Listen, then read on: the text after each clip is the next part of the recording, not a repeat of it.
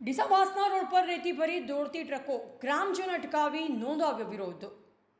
જાહેરનામાના અમલવારી કરવામાં વહીવટી તંત્રના અધિકારીઓ નિષ્ફળ સાબિત થતા હવે જાહેર જનતા જાહેરનામાની કરાવશે અમલવારી.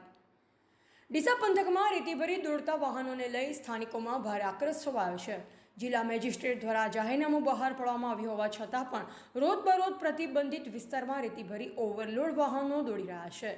જ્યારે ડીસાના વહીવટીતંત્રને જિલ્લા મેજિસ્ટ્રેટના જાહેરનામાનો અમલવારી કરાવવામાં કોઈ રસ નથી, જેનું કારણ કદાચ હપ્તા રાજ ચાલતું હોઈ શકે છે. સૂત્રોના જણાવ્યા અનુસાર રૂરલ સિટી પોલીસ, ટ્રાફિક પોલીસથી લઈ ખાણ ખનીજ વિભાગ અને મામલતદાર કચેરી સુધી દર મહિને હપ્તા પહોંચતા હોવાનું જાણવા મળી રહ્યું છે. ત્યારે હવે જાહેરનામાનો અમલવારી કરાવવા માટે ખુદ જનતાએ હથિયાર ઉગમ્યા હોવાનું જોવા મળી રહ્યું છે. ત્યારે આજે ડીસા જૂના ડીસા વાસના રોડ પર મોડી સાંજે બનાસ નદીમાંથી રેતી ભરી ટ્રકો વાસના રોડ પર આવતા ગ્રામજનો એકત્રિત થઈ ટ્રકો રોકાવી ભારે વિરોધ નોંધાવ્યો હતો અને લોકોના ટોળે ઘટના સ્થળે ઉમટી પડ્યા હતા.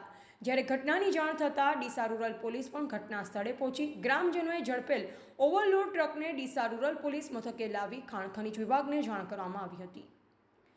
ત્યારે જિલ્લા મેજિસ્ટ્રેટના જાહેરનામાની અમલવારી કરવામાં વહીવટીતંત્રના અધિકારીઓ કરાવી શકતા ન હોય તો જાહેરનામું પ્રસિદ્ધ કરાવવાનો પણ કોઈ મતલબ નથી.